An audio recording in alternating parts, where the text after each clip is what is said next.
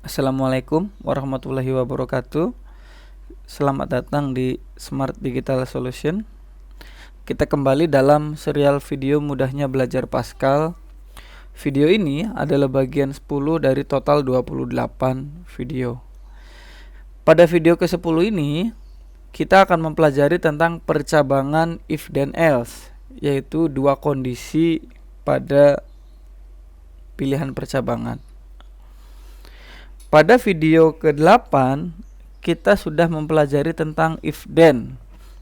Kurang lebih logikanya seperti ini. Ada program runtunan, tapi di tengahnya ada sebuah percabangan. Jika kondisi percabangan itu terpenuhi, maka ada subprogram tertentu akan dijalankan. Jika tidak terpenuhi, ya sudah, tidak akan menjalankan apapun dari program tersebut. Jadi dibablas, dilewati saja. Saat ini kita akan mempelajari tentang if then else, yaitu ada percabangan tapi ada dua pilihan kondisi. Jika terpenuhi, maka apa yang dijalankan? Jika tidak terpenuhi, maka kode yang lain yang dijalankan. Kalau yang pertama if then adalah jika terpenuhi dijalankan, jika tidak ya sudah, lanjut ke yang lain. Kalau if then else tidak. Dalam video ke-8 saya mengilustrasikan, misal kita naik sepeda motor, jika bensinnya habis maka belok ke pom bensin, jika tidak ya sudah lurus saja. Kalau ini tidak. Kalau if then else, jika bensinnya habis maka masuk ke pom bensin. Jika tidak habis, maka diharuskan masuk ke tempat yang lain gitu. Kalau if then, jika tidak terpenuhi kondisinya ya sudah, bablas saja. Kalau if then else, jika tidak terpenuhi, masuk ke tempat yang lain. Misal anggap masuk ke rumah makan gitu. Untuk memahaminya, di sini ada gambaran kode program. If then, di tengahnya ada kondisi. Jika terpenuhi, maka kode program dijalankan.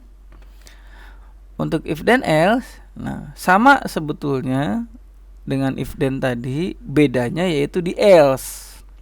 Else itu adalah opsi kedua jika kondisi tidak terpenuhi gitu. Kalau if then hanya ada planning A, kalau if then else ada planning A dan planning B. Formatnya hanya tinggal ditambahkan else-nya, kemudian kasih kode programnya, diawali dengan begin dan end titik koma gitu.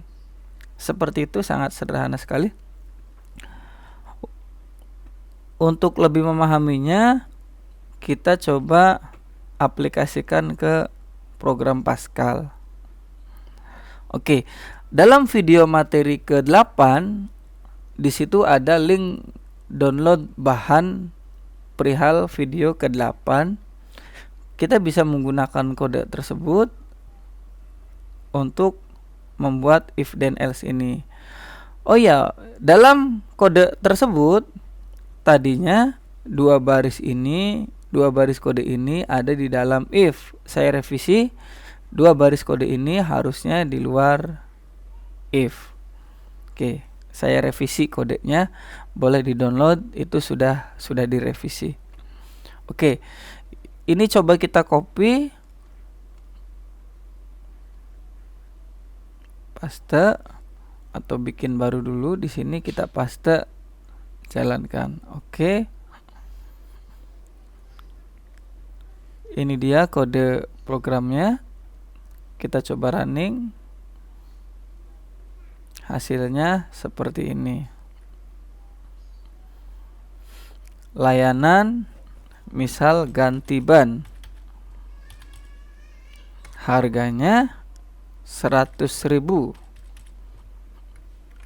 atau 50.000. Apakah member? ya. Jika dia member, maka ada diskon 5%. Oke.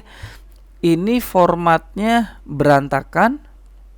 Min 121. Kenapa? Karena di sini menggunakan variabelnya integer. Harusnya kita menggunakan long in. Coba kita running. Maaf, long in ya. Long integer maksudnya, tapi kita singkat menjadi long in. Oke. Misal ganti ban dalam. Harganya 50.000. Apakah member ya? Oke. Di sini di kode program, jika kondisinya member sama dengan Y, nah di sini Y-nya Y besar. Kita wajib sama persis. Di awal-awal saya mengatakan Pascal adalah tidak case sensitif. Iya, tapi selama yang di luar kutip. Ketika di dalam kutip maka dia case sensitif gitu.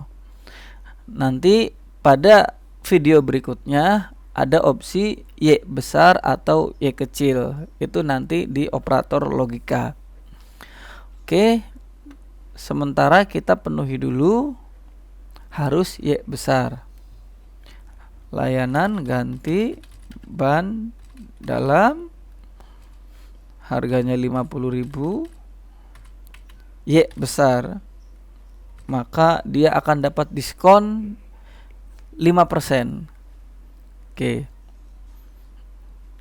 Nah, misal ketika di sini dia bukan member, ganti ban dalam. Kita coba jalankan lagi programnya ya. Layanan ganti ban dalam, membernya tidak, maka dia 0, tidak dapat diskon. Nah, misal bengkel motor ini sedang ulang tahun. Misal ada kondisi bengkel motor ini sedang ulang tahun gitu. Yang member dapat diskon 10%, yang bukan member dapat diskon juga. Tapi hanya misal hanya 2%. Nah, kuncinya di sini. Di if ini. Oke.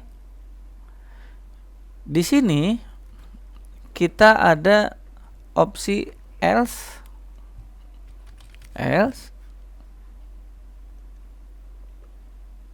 Oke.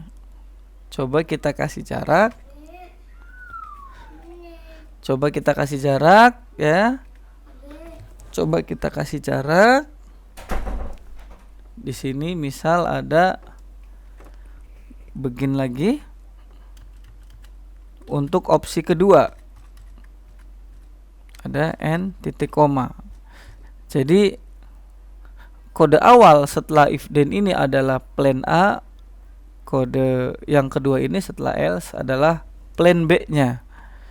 Misal diskon titik 2 sama dengan 2%. Oke. Misal kalau dia member, diskonnya 10%. Hanya itu saja sebetulnya. If ada kondisi then begin yang pertama, kemudian dipisahkan else begin yang kedua. Oke, coba kita running. Oh ya, salah. Ketika ada else, maka n titik koma di atasnya tidak usah dikasih titik koma. Oke. Misal layanan ganti ban dalam, harganya 50.000. Misal kita coba opsi member dulu, ya. Maka diskonnya 10% gitu. Coba kita jalankan lagi untuk dia bukan sebagai member. Alright, misal ganti ban dalam 50.000 T, maka diskonnya 2%. Oke. Tadi kalau if then dia hanya plan A ketika terpenuhi. Kemudian kalau if then else terpenuhi adalah plan A, tidak terpenuhi plan B. Mungkin itu penjelasan singkat dari saya. Silahkan like jika dirasa video ini bermanfaat. Jangan lupa subscribe channel ini untuk mengetahui notifikasi video berikutnya. Terima kasih. Kurang lebihnya mohon maaf. Wassalamualaikum warahmatullahi wabarakatuh.